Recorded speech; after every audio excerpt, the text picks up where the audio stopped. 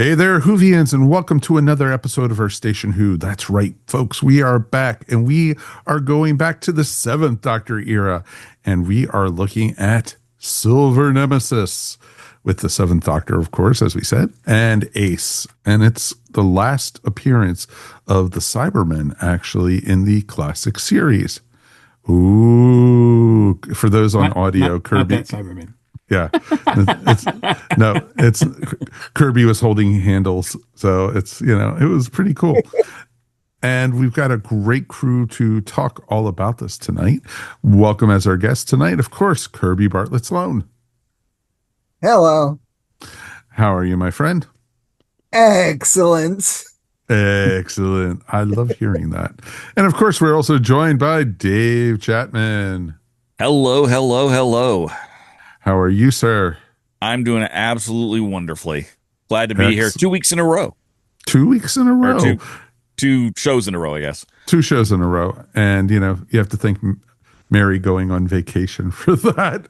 Yeah, exactly. Thank you, Mary, for not being here. I miss you, but also thanks. Exactly. She's off, exploring the wilds of Alaska and Montana. So, exactly. So 50% of it was great. She's gonna. I hope she brought sweaters, but then again, she's from Florida, so anything below 70, she needs a sweater. So yeah, so it's a good thing. And of course, we're joined by our regulars. Let's say howdy to Mr. Mike Gordon. Howdy. And last but never least in our hearts is Ms. Melanie Dean. Hello, fellow Whovians. I can't wait to chat Who with you. Awesome, folks. And we'd love to hear from you guys. Please write us feedback at ourstationwho.com. And, let us know how you guys are doing.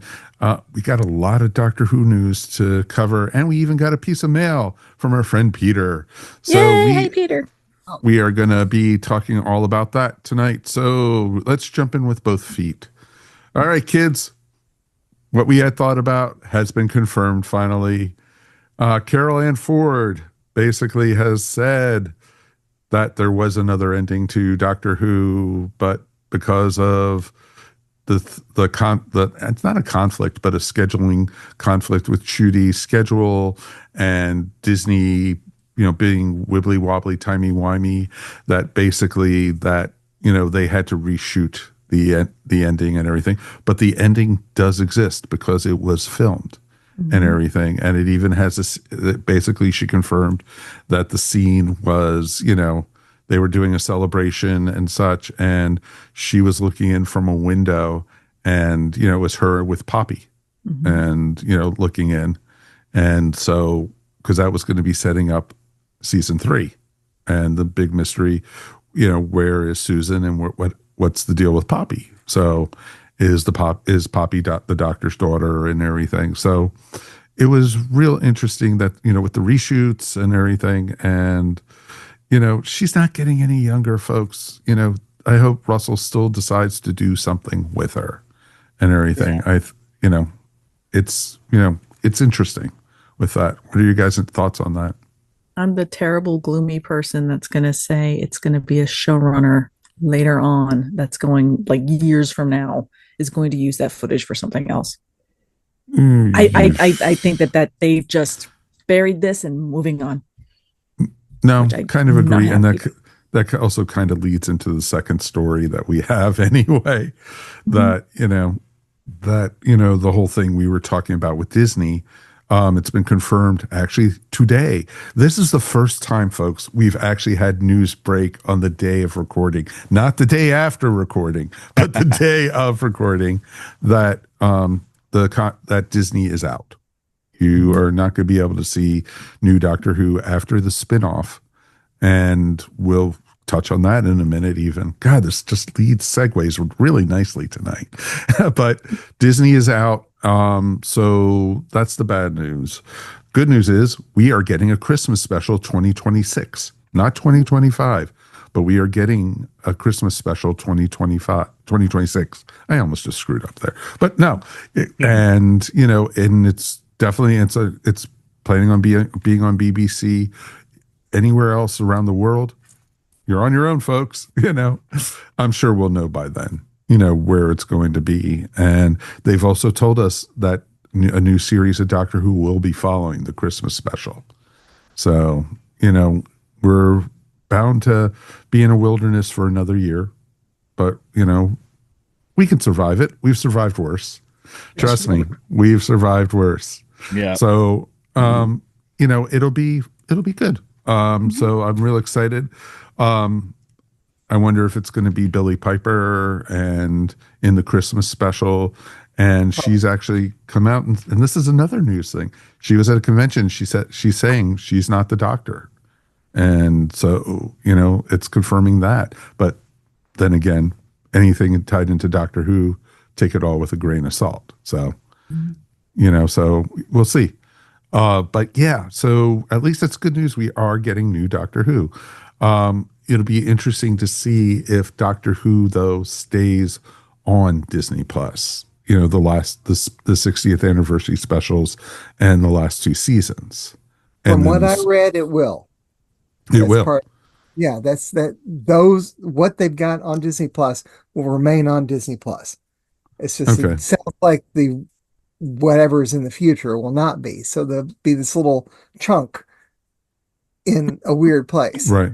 No, that totally. They're already. I mean, they're already in a lot of different places. Yeah. Yeah. Yeah. So, for me, that reinforces the importance of having actual physical media. Damn straight. Burn your DVDs. Get your, straight. get the DVD, get the Blu-ray, keep your VHS tapes. Yeah, or exactly. Get a VPN and get the BBC app. Yeah. Get the BBC player. So get iPlayer if you have a VPN. Exactly. And I know plenty of folks who do it. And, I don't know anyone who doesn't do that. But, it's worth it. And, it makes me realize how good physical media and how necessary it is. Because right now it's impossible to stream any of the new series. Right. Because HBO Max got rid of it as of earlier this year. It's vaporized, and I'm hoping whoever they go with, it's just not. They're not showing it. They're not showing it anywhere. Destroy the than negatives. No, it's not. In Doctor Who tradition, we have destroyed. Yeah, exactly. They're the lost episodes. Yeah, exactly.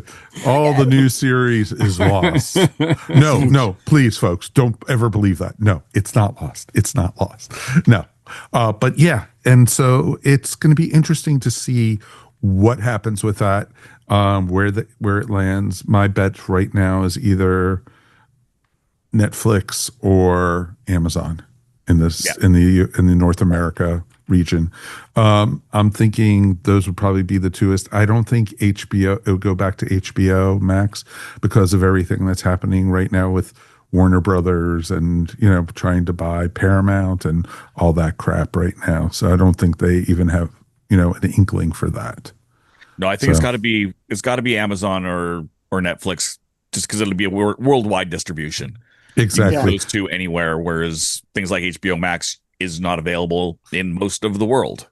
Right, exactly. And you can purchase right now the new series, episode by episode on Amazon. Mm. So you can still do that. Everything up to the end of the Jodie era, you can do that. So it'll be interesting to see.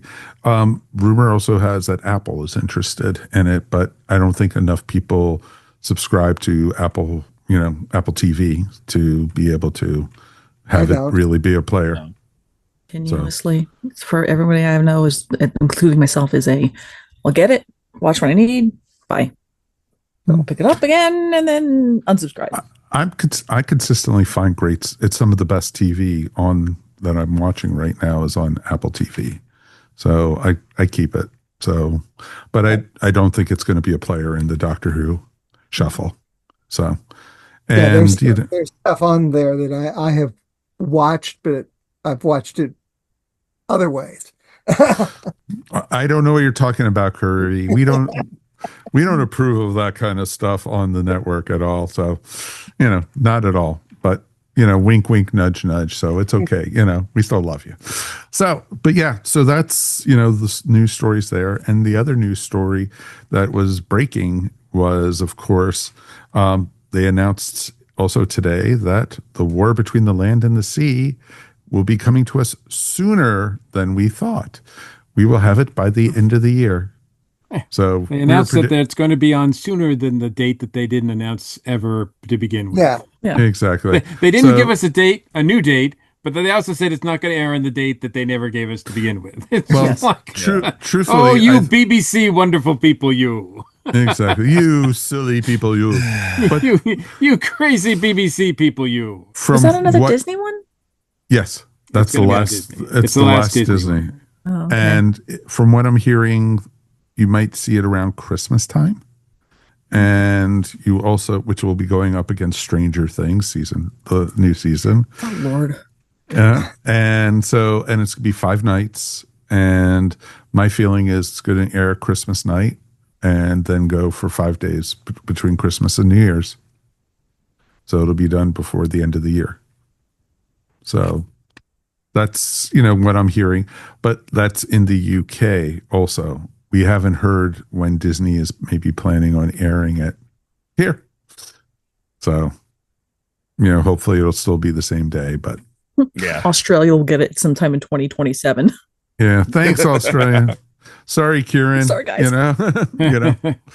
So, it'll be interesting to see what happens with that, but I'll look forward to the series. And of course, as always, we'll be here to review it. So, and, it should be a fun one, and it looks awesome. And, not thrilled with what they've done to the Sea Devils, but, we'll see. We'll see. They did it with the Silurians. We'll see what they do with the Sea Devils. So there you go. Should be better than the last time we saw the Sea Devils. What, you didn't like the pirate Sea Devils? Come on. At least it was better than the Peter Davison era, Sea Devils. Where the voices were so high. That's right. Like, oh, no. No. But we also had some sad news in the world of Doctor Who. Mikey, you want to talk about that real quick? We had a loss in the family. Yeah, just in the Doctor Who family, lost another one. Actor Nabil Shaban passed away at the age of, I believe he was 72. He was born in 1953. And he was notable. He did a lot of stage acting in the UK, as well as some movie acting as well. But he's best known to Doctor Who fans for playing the villainous Syl in Vengeance on Varos. This is the Colin Baker era, as well as he also pops up in Trial of the Time Lord, which we haven't seen. So I've seen one of his appearances, so tributes were not only was he a presence acting wise, but he also was a advocate for disabled folks, especially in entertainment, and it was a cause that was near dear to him. He wrote some books as well, so he was quite the talent. And we were talking before the show, and Kirby, you got the chance to interview him a couple of times. Yes. Yeah. We interviewed him at least twice on the 20 Megabyte Doctor Who podcast. He's a fun interview, and he did the Syl laugh for us several times. I mean, that is like pretty much like Doctor Who, like ranks up there with really creative characters from Doctor Who history, right?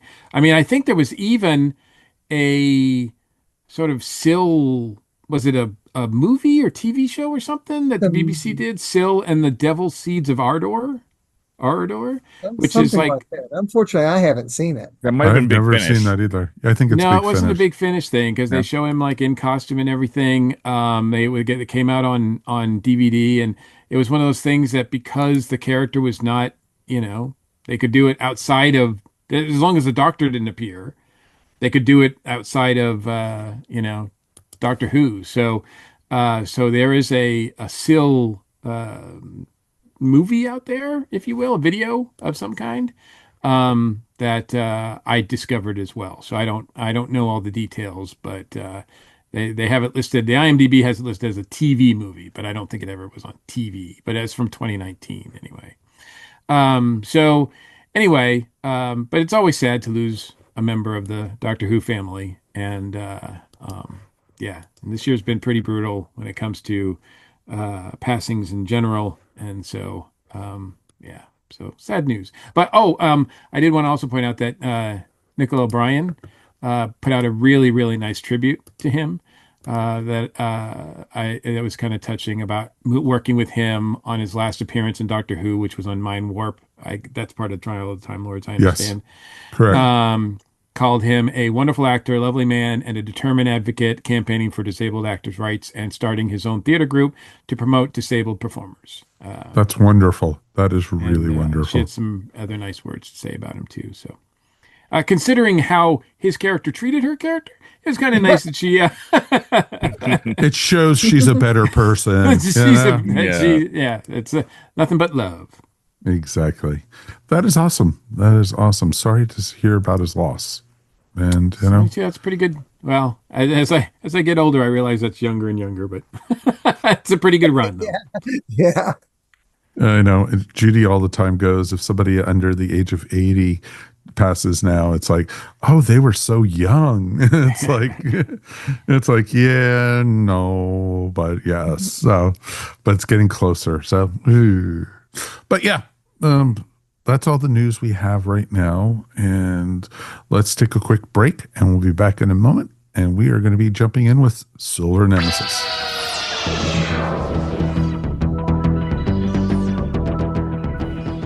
Welcome back. Now we are back with Silver Nemesis. We are going back to the year 1988.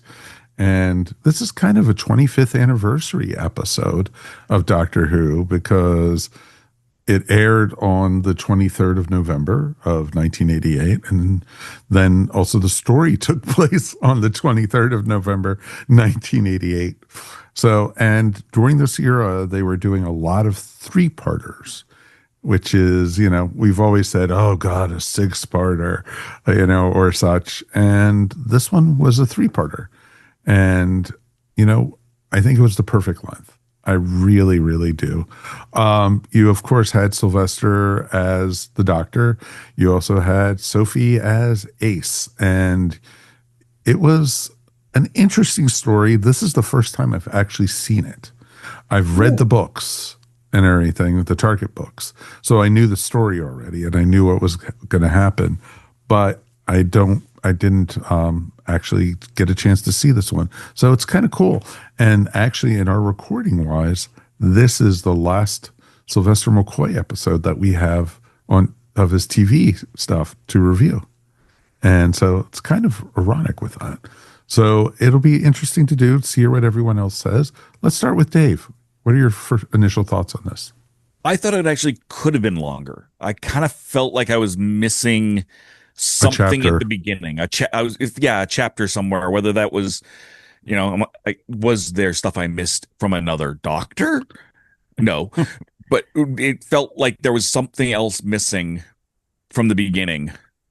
That did happen a lot during this era because, and they even with the Dalek story and that they did, and then later when they were going into the Andrew Cartnell plans and everything, making the Doctor more mysterious, more dark and everything. You started seeing this quite a bit. Hey, how about that? So, Kirby just held up Andrew Cartnell's book. So it's pretty cool. And, you could see Andrew's handiwork in this episode a lot and everything. No, I agree completely with you. But did you enjoy the episode? I did. It's my least favorite of the Sylvester run. Even more than the Rodney one? Yes, even more than the Rodney one. I just because it felt so incomplete to me. Right. Okay. It really took me out, but I still did enjoy it. I love it. Sylvester's amazing. Ace is amazing. Sophie is always brilliant. It was a very good story. It was a good attempt at a story. Mm-hmm. It was not an attempt, but it was definitely a story. But it because it felt incomplete, it took a lot out of me because I was constantly having to think, did I miss something? Constantly. they referenced a previous doctor, no specific doctor. Right. Right. It's like, which doctor was this? What am I missing? Things like that. No, and exactly. So that's, but I did enjoy it as a general rule. Once you take that, no, I didn't miss anything. They're just talking about stuff that never happened on camera. It's quite an interesting story for sure. Oh, of course. Of course. And I always love the Cybermen. Cybermen are always great. Melanie, what about you? Okay, this is going to be very weird in that I'm going right after Dave, and I know Dave is a huge Seventh Doctor fan. I loved it more than him. How on earth? That's awesome. What? I'm sitting here going, what? How the? Okay, so I never seen this one before, so I came in flying completely blind, and didn't know this was going to be the last one for his TV. I didn't know any of this, so I'm learning stuff as our audience is too. Some of them. I freaking love this episode. It finally, for me, my little sphere space of always saying, "Oh my God, please edit this out, please. We don't have to do 4, 6 episodes. Seriously, guys, what the heck are you doing?" 3 for me was just perfect. I was like, finally, you people dialed it in the back of my head, going, "Yeah," and then they're going to cancel it soon.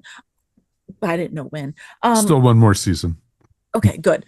I enjoyed this so much, and I think it didn't feel as if it was written so like directly for kids. It felt like full family on this episode, where other episodes as I've gotten through with classic, it's kind of been a little bit all over the board. A lot of death in this one. Yeah, and I'm here for it. I really like the Cybermen in this because they weren't like the Cybermen in that I'm so used to the Cybermen from New Who, where they're just big, clunky, dumb robots, that these ones were more self-actualized, and that there was a leader, and that they actually there was a lot more rationale to them. Yes, it was logical, but kind of more Vulcan-ish in the, we're logical, but we're also still have not feelings, but there's more candor in their speech. They didn't go like this. Yeah, they didn't do this. But no, I liked Ace. Naturally like the Doctor. I liked the Richard, and I loved Pentafor. I can't remember his name. Pentafor. Whole time I'm looking at her going, "You're dressed exactly like the statue," but that's okay. Effects, they are what they are, and music felt like I was in Epcot 1980. Awesome. Very hello synth. Oh, this is a computer. Here's some graphics. Okay, we're fine. Digging it. But no, I thought the story was good. I thought all the parts were singing to me, and the extra part where she ends up saying, the lady ends up saying to Richard, when he was afraid when they got into the time travel, when they came here, and he was like, "Oh, it's going to be bears or whatever," and she's like, "No, that's only for theater, darling." And I'm like, "Yeah, I love that. There's a Winter's Tale reference." So there's my stupid Shakespeare being happy. So definitely love that. That was awesome. Exit pursued by bear. Good. Kirby, what about you? Yeah, this is the third time that I've seen it. It's not one that I go back to necessarily voluntarily. I first saw it 12 years ago for 20 megabyte, and then 5 years ago for 20 megabyte. However, this is the first time that I've watched the improved version, which happens to be on the Blu-ray. Right. And I enjoyed that immensely because they put back in better effects too.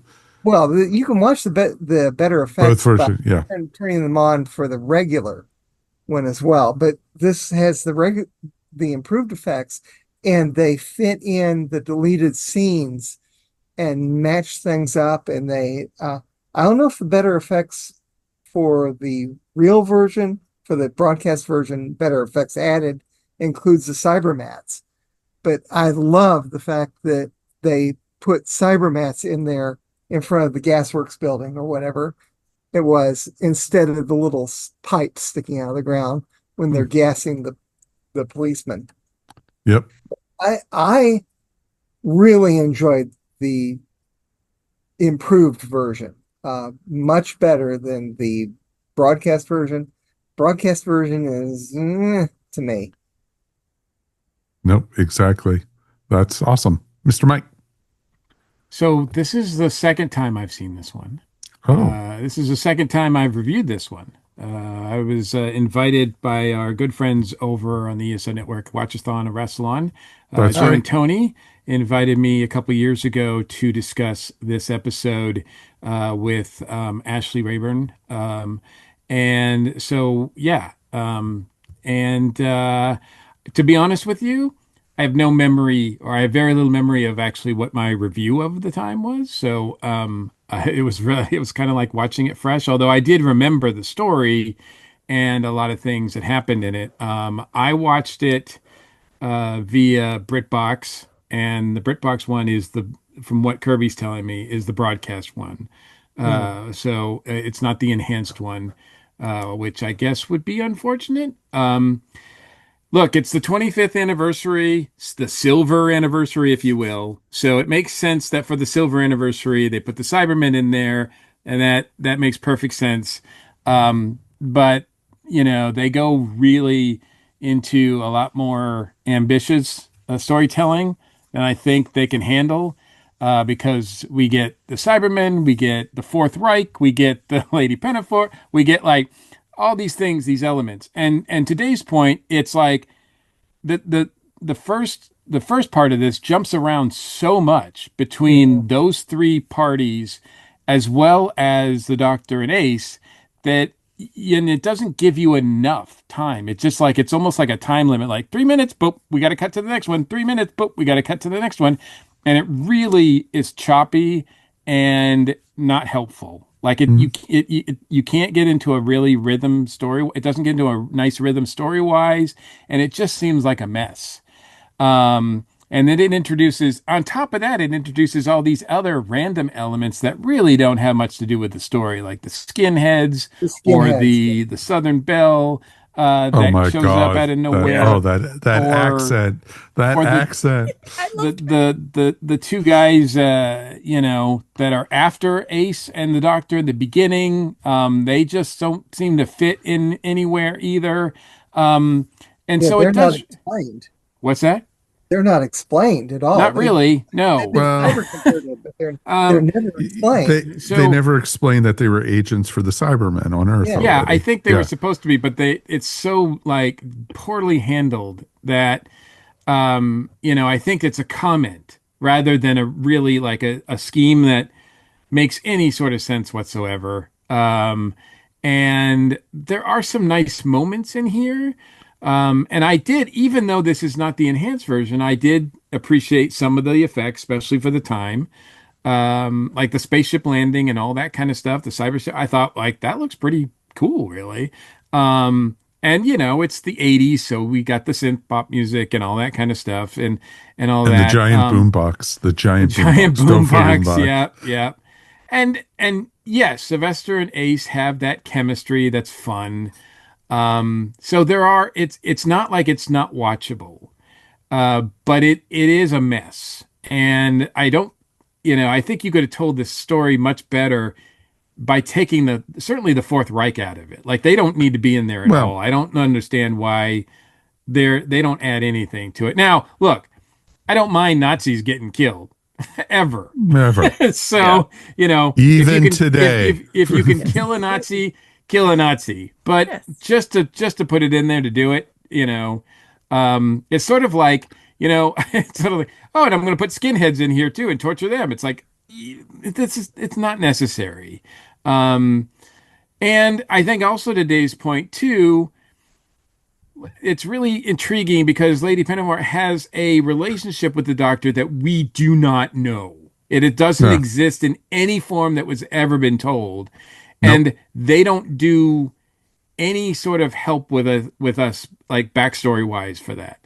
So we have to sort of piece that together as the story goes on, which, that's fine. That's storytelling. You can do that.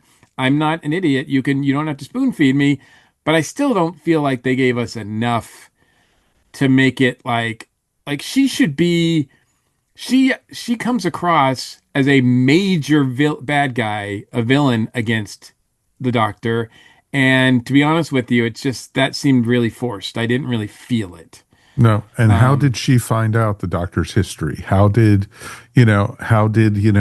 was the relationship? And like Dave said, truthfully, it was like, which doctor was it, that met I mean, up that with doesn't her, even matter to me. No, Like, it doesn't. Because but during this era, they did that quite a bit.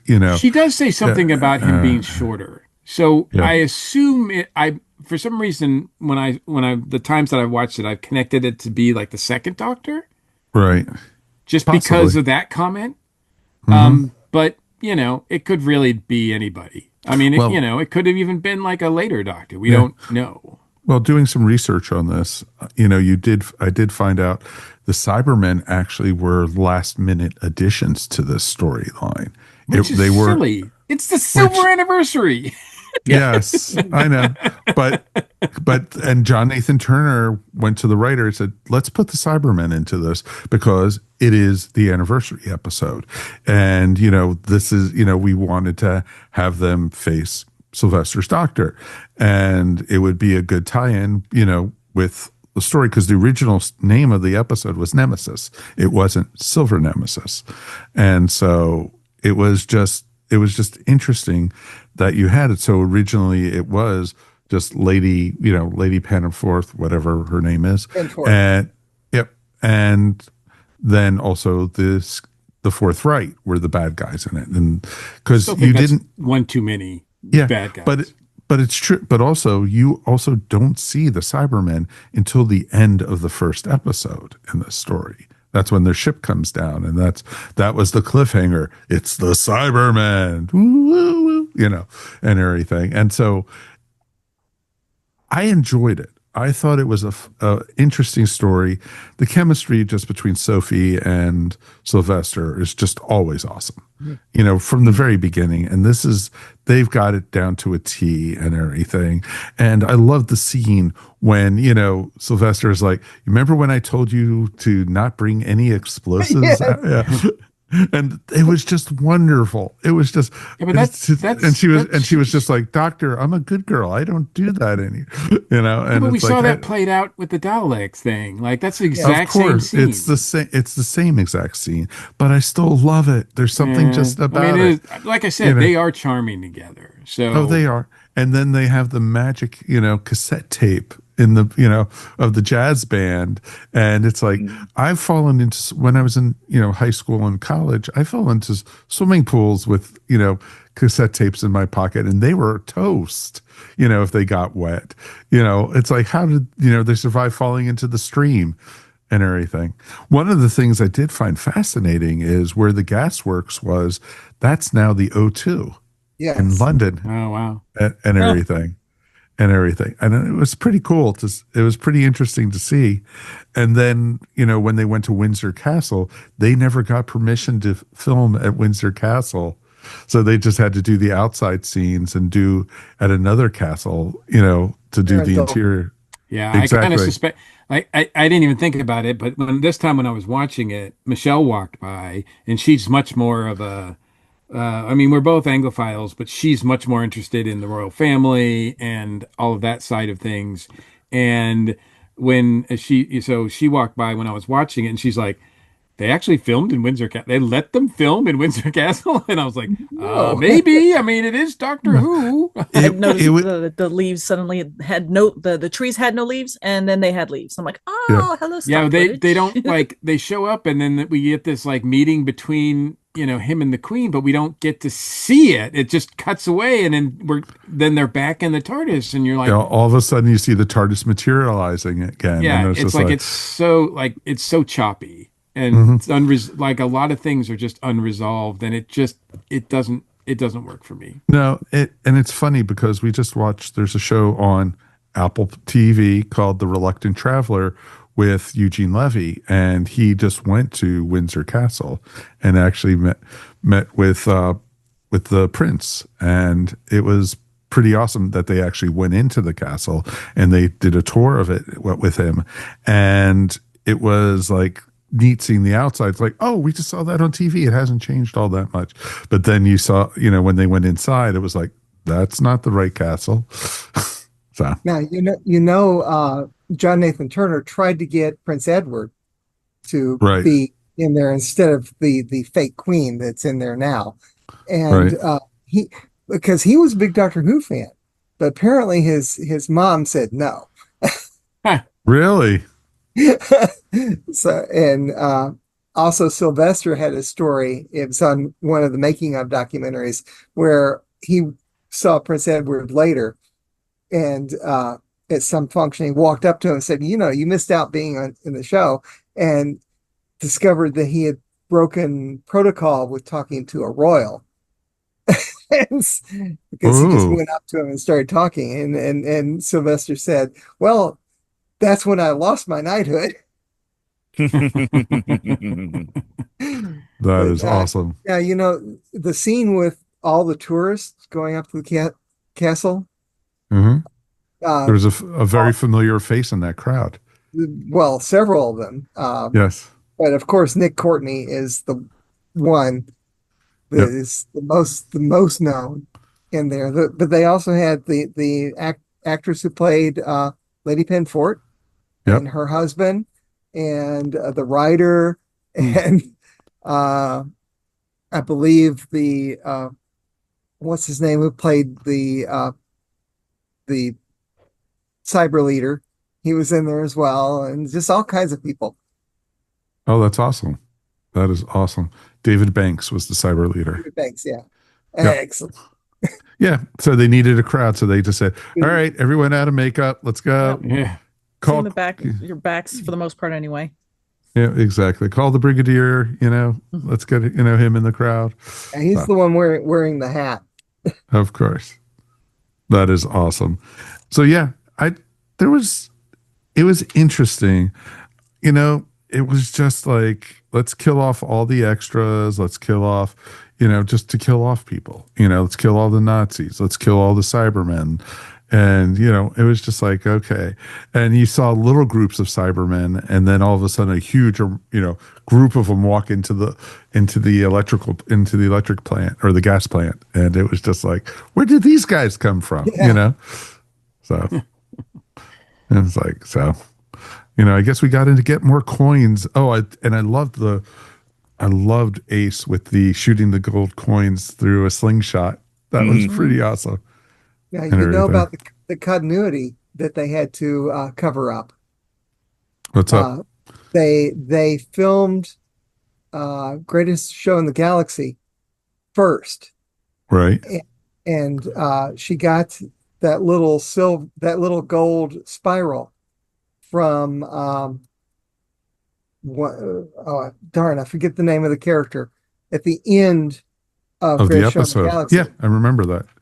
And she's wearing it, and the idea was, if they were done in the proper filming order, that she was going to use that gold instead of the coins, right? And so they realized that they were doing it in the wrong order. So she's wearing it before she gets it. Timey-wimey. Yes. And it's like, I loved how the cyber leader was like, you only have one gold coin left. What is your choice? It's like, who's lucky? Yeah, exactly. Who's going to be the lucky shot? And then, then she hits the floor and they shoot each other. Bellboy. Bellboy is the name of the character that she got it from. Gotcha. I think. Yeah. Okay. So, it was a fun story, the Cybermen were the Cybermen, and, they were basically the old series Cybermen. And it was sad knowing that this is the last time you're going to see them for 20 years, pretty much. Mm-hmm. And so it was pretty, it was just like, because, the next time you saw the Cybermen on TV, you got to see them with, you got to see the Cyberhead in the episode Dalek. With Eccleston was the next time you saw a Cyberman. So it was just like interesting. Kirby, you saw the extended, with the scenes cut out. What was it with the Cybermats and such? Oh, when the policemen show up at the gasworks first, Right. before the Nazis show up. And Right. in the version that you saw, there's a bunch of tubes that come out of the ground unexplained. Right. They just throw gas out. Well, they instead, in the extended version, those are cybermats because these Cybermen have sent them ahead of Right. them, and they're throwing the gas out. That would make more sense, actually. Makes more sense. Yeah, than the unexplained, the coming out of the rock or the comet that was, the little gas pellets or whatever came out of it. It does show that the Cybermen have been on Earth before that lands, although it still does not explain the fact that the two cyber converted twins are those two actors are twins, ended up at the jazz concert chasing the Doctor and Ace. Yeah, no reason for that. No reason for that. You only find out that they belong to the Cybermen when the Cybermen shoot them. Well, they were guarding the ship, and right before Ace blew it up and everything. So the first time I saw it, I had the impression that somehow they had been brought over from the Nazis, and they were just some sort of collaboration. Wearing headphones. Headphones. Yeah. Exactly. And there's also a little bit of extra stuff with the chief Nazi, whatever his name was, where DeFlores. DeFlores. I don't remember since I watched the better version most recently. Do they have the scene where his second in command is defects to the Cybermen? No, they didn't have that. Converted? Yeah. Nope. Everyone else is. We're all shaking our head no for those who are listening. He basically the DeFlores and that Nazi leave the room of the tomb, and then the second in command says, "Convert me. Here's my boss." And we later discover that it was a ruse, because you just have this case where DeFlores leaves and then he's back again, and he's wearing the same headphones without really being explained. Yeah, you saw that scene. I was wondering about that. It was just like a lot of that that's been explained in the extended version. That was weird. Yeah, there was, it was just like odd. Like one scene, he's wearing the headphones, like in the background. Exactly. And it's like, oh, he's been converted. Then the next scene is starting to convert him. Yeah. And then the whole business with the Doctor coming in. Wouldn't it be just too bad if the Doctor comes in with the bow? Here you go. Oh, here's the bow. I remember seeing that and going, wait, what? And then just went in my own mind. I'm like, okay, moving on. Yeah. I had that like set in me for this entire episode, though. I was like, okay, moving on. The other thing, okay, here we go. The other Entertain thing me. Clear to me either that I wish they really kind of would have elaborated on more, because I did like the idea of this villainess going up against the Doctor that had a history with her. But to Melanie's point, I mean, yes, she's dressed a lot like the statue, and I don't think that's a coincidence, especially with what happens when they merge at the end. But it's obvious through the storytelling, it's obvious that the Doctor has a history with her and has a history with the statue. And it's kind of like, okay, so did they all three have a history together somehow? Or it's never really explained in a satisfying way. From reading the book, it was a statue of her. Yeah. He used the living metal that was from Gallifrey. That was part, it was for Rassilon, and Omega created the living metal to defend Gallifrey. And this was in the book. That's the only reason I even remember this. And Not that they said it in the series, which would have made sense if they would have. I think but they did in the extended version that she made the statue. Right. And that's be why herself. And the actress is in the statue as well. Right. Exactly. It's her voice and everything. Yeah. And so it was just like, this is not time in, if watching it earlier today, it didn't make sense, but I remembered from when I read the book, and I have the book behind me, and it was just, literally I gazed over it and it was right there that the doctor and her, they didn't have a relationship. They worked together, and because she was a sorceress back in the 17th century. And, that's how she was able to get get to the future and everything by using, blood magic, as I called it, to be able to time travel. That was another difference between the two versions. When they do the time travel, when she and Richard appear in the cafe, there's this group of tourists at a table who somehow ignore them screaming. Well, in the enhanced version, there's no one in the room, and it's kind of a better scene. Gotcha. Now that totally makes sense. It would make sense if there was, nobody in the room, because it didn't seem believable, because as they were time traveling, they were screaming, and then all of a sudden these screaming people appear out of nowhere, and the people are eating at the little checkerboard table. I was laughing. I was like, oh, your house became a pub. Exactly. No. And there's the scene where she breaks the window to leave her own house. When she throws the chair out. Yeah. It's a longer scene too. You know your house. If you have the Blu-ray, I strongly recommend watching the extended version. I mean, I do have the Blu-ray. I will version, yes, for a lot of reasons, which is unfortunate for those of us who didn't watch that one. Especially since I watched this one again, and I don't think I'm likely to watch it a third time. So even with the enhanced version out there. But I will say this, I did like, so the fact that she knows something about him, and she tries to, use that to blackmail him to get to do what she wants. And he just, says, go ahead, tell him. I don't care. and she doesn't get a chance to, of course. But, afterwards we're left with this whole,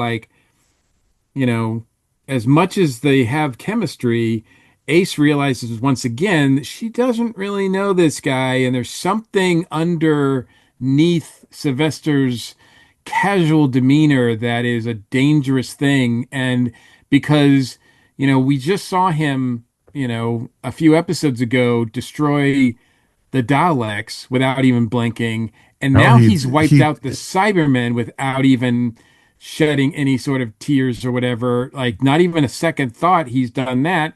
And so this guy is pretty dangerous, and has got probably a pretty dangerous history to him that we don't know about. And I like the fact that, I wish they had gotten a chance to really kind of play around and explore with that, but the show ended before they could do that. We all know that. I think that's the direction that Cartnell wanted to go in, but we just never got there.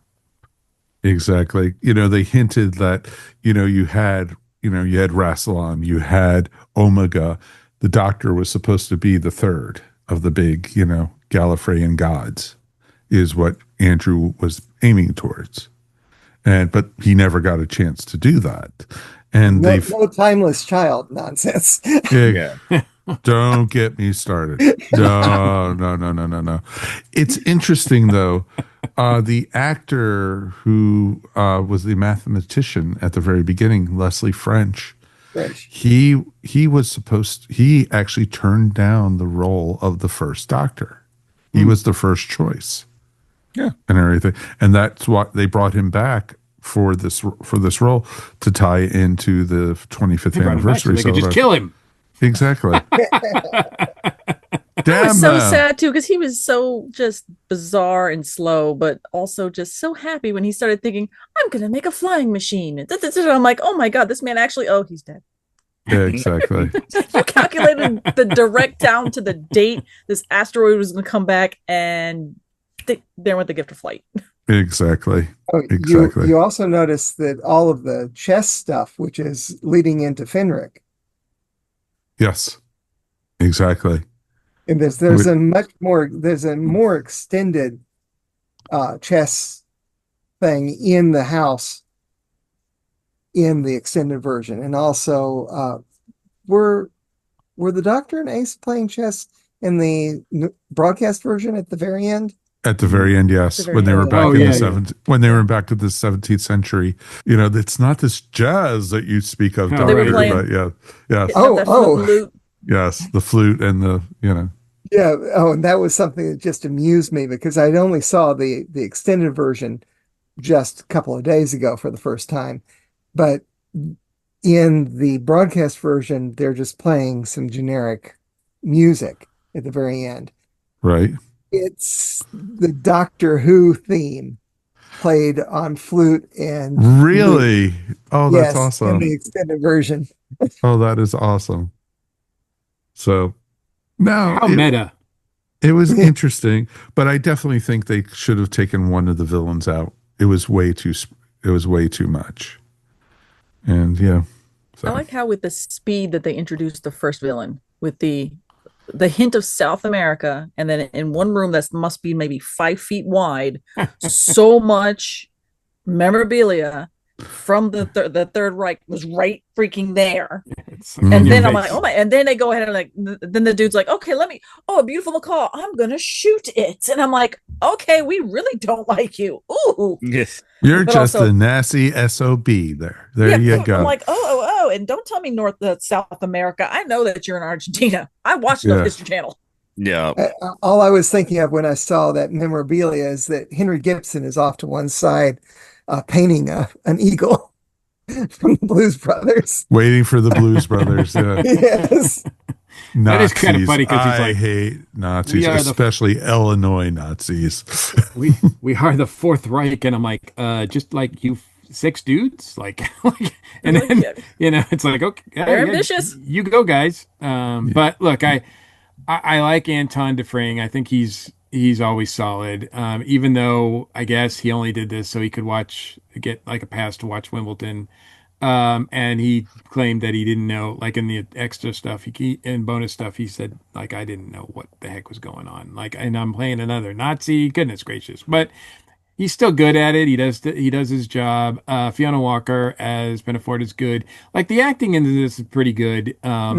Overall, Gerald Murphy as Richard is fun. I did think that there was some fun parts to it. But yeah, what a mess. Yep, that's a good way to put it. So, any final thoughts before we go ahead and rate this one? Do we know if because I was kind of trying to look, I think in maybe a novel or something, but has Lady Pinafore, have they ever tried to kind of explain or do anything with her? Because she seems like she's right there on the table, to do something with. Nope. Big Finish, let's go.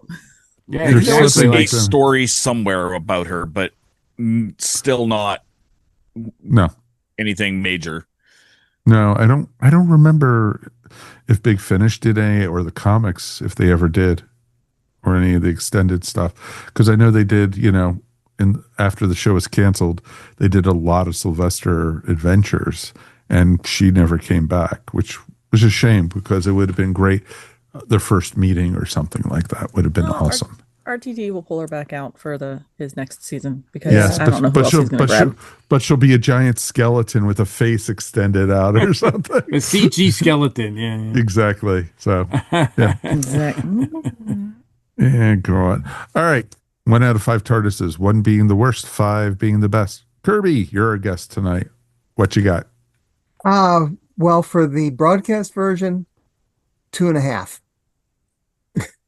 It's okay, but it's not the worst. I'd say the Ronnie episode is the worst for Sylvester. which is funny hearing me say that because when years ago when I was with you guys talking about that Ronnie episode, I loved it. That was years and years ago. Yes.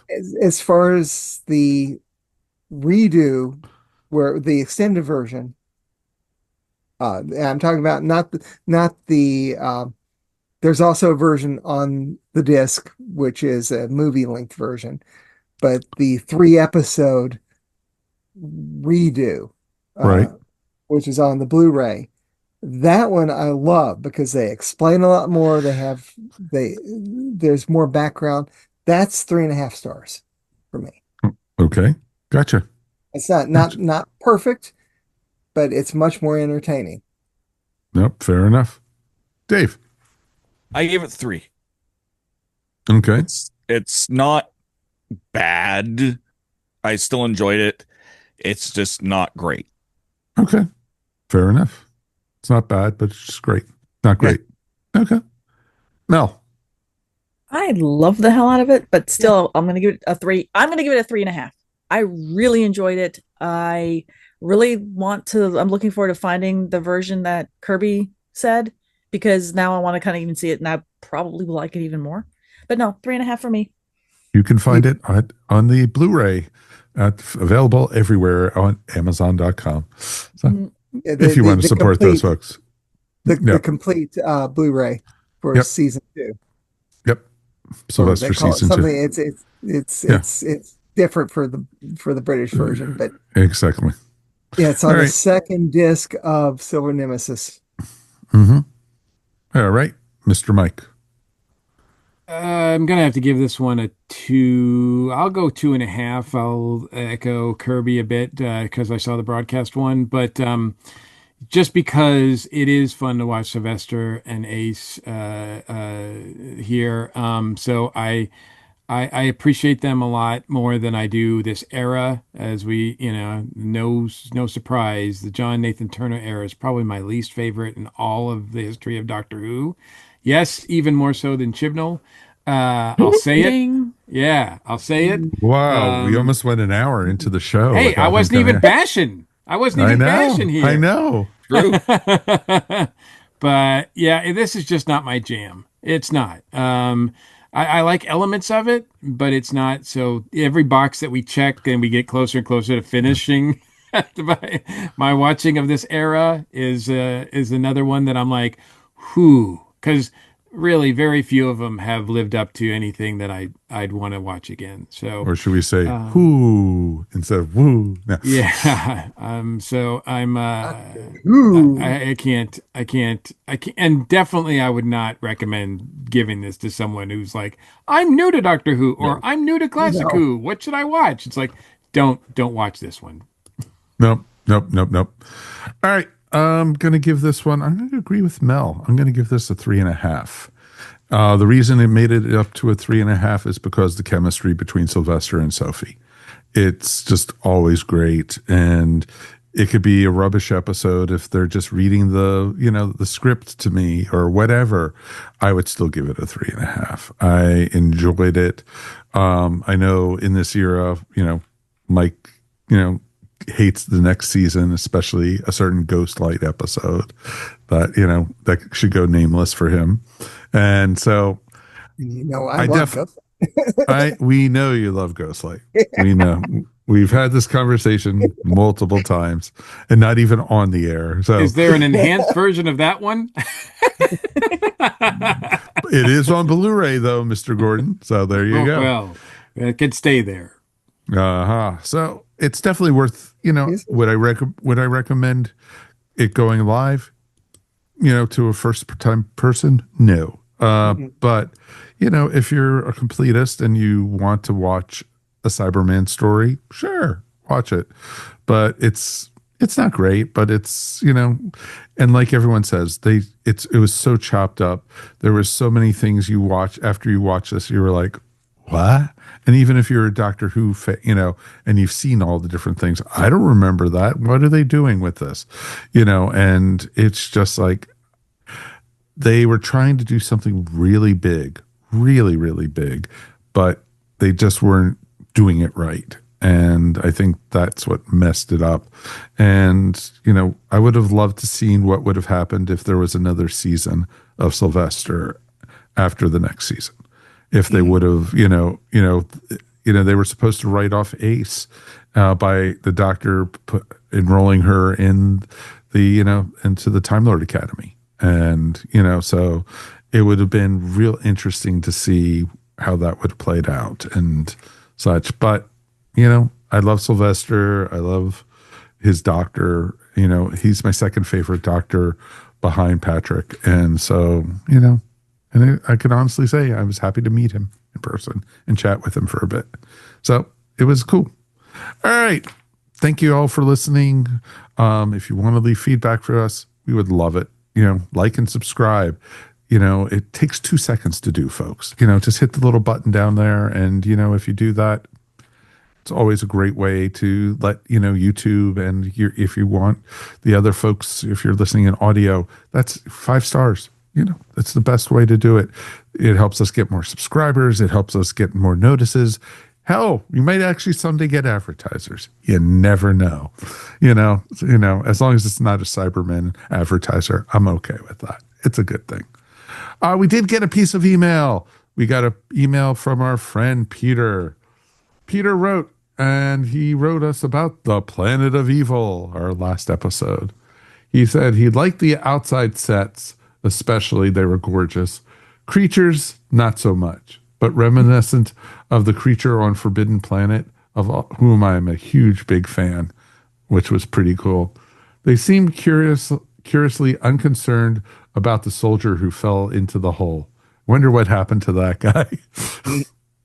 Yeah. Minerals may have been dangerous to move. Not sure why creature cares about it, though. Doctor appears to have given up his scarf between episode 2 and 3. It disappeared. Let me know what you're doing next. And Kirby got it. Kirby's wearing it. That is right. There we go. Yep. He found it on the Planet of Evil. It was just sitting there. He grabbed it. And it has no antimatter involved with it. So it's cool. So thanks for the good work, Peter. Thank you, Peter. We appreciate you. Thank you. Can't wait to see what you think of Silver Nemesis. Oh, that's going to be a fun one to hear from. So let's see if he agrees with Mel or not. So it's always good. So it would be good. Thank you as always. We'll be back in a few weeks with a next episode. And we've got, some good stuff coming, folks. And as we mentioned earlier in the news today, we're going to get the war between the land and the sea this year. So, that's something to look forward to also, and we'll be there to review it. Let's thank our guests for being here tonight. Mr. Kirby Bartlett-Sloan, always great to see you, my friend. Well, it's always fun to be on with you guys. Oh, it's always great. You want to promote the podcast? Oh, yeah. I'm one of the people on the 20 Megabyte Doctor Who podcast, which has been going on for a long, long time now. My goodness, how many episodes are we up to? We're in the 400 and it looks like we're around 482. Yeah, that's awesome. That is something awesome. like that. Yeah, we've been going for many years now. We've been going through all of Doctor Who, and we are up to Jodie now, and we're just this weekend we're going to be recording a review of It Takes You Away in the Battle of Ranskoor of Kalos. Ooh, nice. Of course. That's awesome. That is awesome. It's always good, and you can find that wherever fine podcasts are found. And Mr. Dave, thank you for filling in for Mary. And it's always great to see you, sir. Love being here all the time. Hey, you want to promote your 2 zillion podcasts you're doing? It's about 2 zillion. Sundays, you can find me on Spill the Geek Tea. Every other Monday, my new show, Horses on Film. Tuesdays on The Legend of the Traveling TARDIS. First Thursday of every month, Happiness Patrol, along with Melanie. And in between all that, the Rat Hole, DOTCA, that's the rathole.ca, but YouTube doesn't like URLs in their URLs. It's crazy there, Yeah. But it's always good, and he has some great stuff, folks. It is really awesome to check out his other stuff. So definitely, please do. Ms. Melanie Dean, thank you so much as always. Thank you so much as always. I love chatting Who with y'all. Oh, it's great. You want to promote your stuff? Okay, that's our answer for tonight. It's usually follow Dave because I'm probably going to be tagged on. He keeps kind of pulling me to jump on, thankfully. True. So you always think you get out, but they keep on pulling you back in. So on Happiness Patrol with Mr. Dave Chapman. I was lucky to be on Rio Bravo's episode, which I think is going to be coming up soon for Horses on Film. But yeah, November 24th. We get to talk about Rio Bravo. I love this Western. So anyway. Well, there you go. There you go. Thank you so much. And of course, last but never least, Mr. Mike Gordon, we've made it through another one. We did. And as always, it's my pleasure. You want to promote your stuff, sir? Yeah, you can find me on the ESO Network on the show Bat Chums, where we're reviewing the Batman series. We're Yay still for Bat Chums. Thank you, Kirby. We're still going through the second season, making our way through that, and then of course the Dragon Con report, because we're still talking about Dragon Con. And I do want to give, like I said earlier, a special shout out to Watchathon of Rassilon. I appeared to review this episode, Silver Nemesis, on episode 154, which is, as I said, from a couple years ago, but it's still available at all the fun places. And we discussed with Joe, Tony, and Ashley, we discussed, the abundance of villains. And we didn't even mention the beastly llamas. I mean, come on. What are those creatures? They're going to devour us. So it'd be interesting to go back and listen to that episode, because I might have, who knows? I might have reviewed a completely different, my viewpoint might have been completely different. Like, this is awesome. I doubt it, but you never know. 2 years can change a man. Oy. Okay, there you go then. All right, folks. Thank you again for listening. You can find me up on my other podcasts. I also do the production on Tales from Hollywoodland and Julian Schlossberg's Movie Talk. So definitely check those out wherever fine podcasts are found. And there's some good stuff up there, folks. And if you want to hear some old kvetches talking, it's perfect. It's a great thing to do, to talk about Hollywood and also what's been going on with certain celebrities. It's a nice thing to do. So definitely check us out. We would love to hear from you guys. Feedback at earthstationwho.com is the best way to get in touch with us. If you want, check out our Facebook group. We've got some great stuff. That's where we posted all the Doctor Who news we talked about earlier tonight. We have a great Instagram, so definitely check that out also. On behalf of myself, Mike Faber, thank you for listening, and thank you to Dave, Kirby, Melanie, and Michael. We do appreciate you, and Mary, hope you're enjoying your trip. We'll talk to you soon. Peace, and we are done. Bye, guys. You have been listening to Earth Station Who, a pop culture podcast dedicated to all things Doctor Who, featuring talents from throughout space and time. All topics on the show are the sole opinions of the individuals and are to be used for entertainment value alone. You can subscribe to our show wherever fine podcasts are found, or check out our website, earthstationwho.com. Don't forget to check us out on Facebook or Instagram, and if you enjoyed the show, please write to us at feedback@earthstationwho.com. Thank you so much for listening, and we will see you on the next journey of Earth Station Who. This has been a broadcast of the ESO Network. Be part of the crew and help support our shows by donating to our ESO Patreon or by shopping at the TeePublic store, which can all be found at www.esonetwork.com. The ESO Network, your station for all things geek.